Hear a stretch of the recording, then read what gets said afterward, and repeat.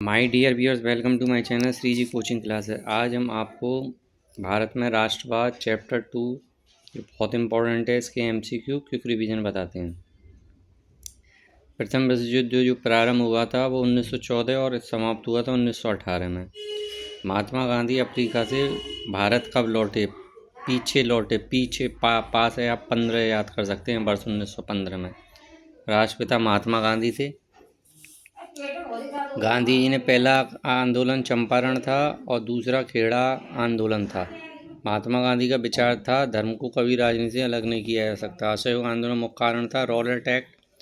जलियांवाला बाग हमारा वर्ष 1919 13 अप्रैल 1919 को हुआ था। जलियांवाले कांड में गोलियां किसने चलवाई? General Dyer.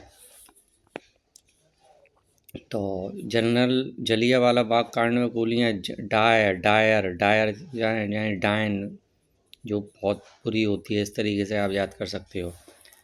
कांग्रेस द्वारा असहयोग आंदोलन कब अपनाया गया? नागपुर में दिसंबर 1920 में। और 1920 में कांग्रेस का अधिवेशन कहाँ हुआ था? नागपुर में। असहयोग आंदोलन नेतृत्व किसने किया था? महात्मा गांधी ने। और किसानों का नेतृत्व जो किया था बाबा रामचंद्र ने। चौरा चौरी कांड हुआ था 1922 में। भारतीय राष्ट्रीय कांग्रेस की स्थापना हुई थी 1855 में, जो A.O. ह्यूम ने की थी। साइमन कमीशन का बहिष्कार किया था, आयोग में कोई भारतीय सदस्य नहीं था इसलिए। साइमन कमीशन का विरोध किया था लाला लाजपत राय ने, जिनको लाठियों से प्रहार किया गया था। और साइमन कमीशन का विरोध तो लाला लाजपत राय। भारतीय राष्ट्रीय कांग्रेस पूर्ण स्वराज प्राप्त करने का लक्ष्य था वर्ष 1929 में। सविनय अवज्ञा आंदोलन 30 में। नमक कानून का उल्लंघन कहाँ किया गया था? दांडी यात्रा की थी नमक कानून तोड़ने हेतु। और भारतीय जन आंदोलन शुरुआत महात्मा गांधी की सविनय अवज्ञा आंदोलन से। सविनय अवज्ञा आंदोलन दांडी मार्च में शुरू हुआ था। और करो या मरो का नारा महात्मा गांधी ने। हिंद स्वराज पुस्तक महात्मा गांधी ने। बारडोली सत्याग्रह नेता सरदार वल्लभ भाई पटेल। स्वराज मेरा जन्म सिद्ध JB बाल गंगाधर तिलक ने।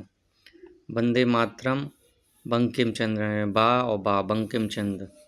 पेरिया रामास्वामी नायक कौन थे? समाज सुधारक थे।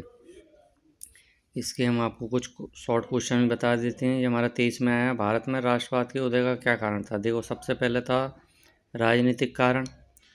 1857 की क्रांति में अंग्रेजों की नीतियों के खिलाफ गुस्सा फूटा, जिससे भारत में राष्ट्रवाद की स्थापना हुई थी।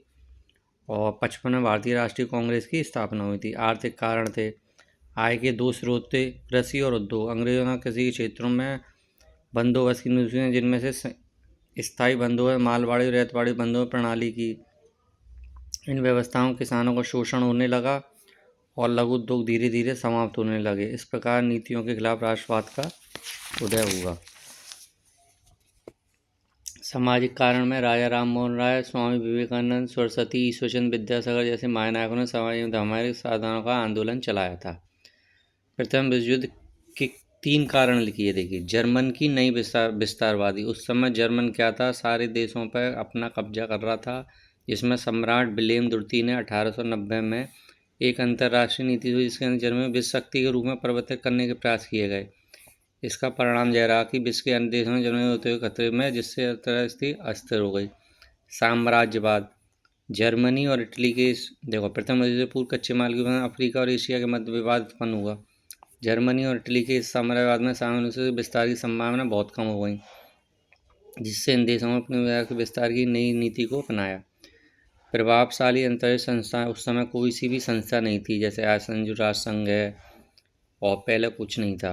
प्रथम विश्व युद्ध होने से पूर्व ऐसी कोई संस्था नहीं। साम्राज्यवाद और उग्रवाद राष्ट्र पर नियंत्रण करके विभिन्न राष्ट्रों के मध्य स्थिति को सुलझाने का कार्य कर सके।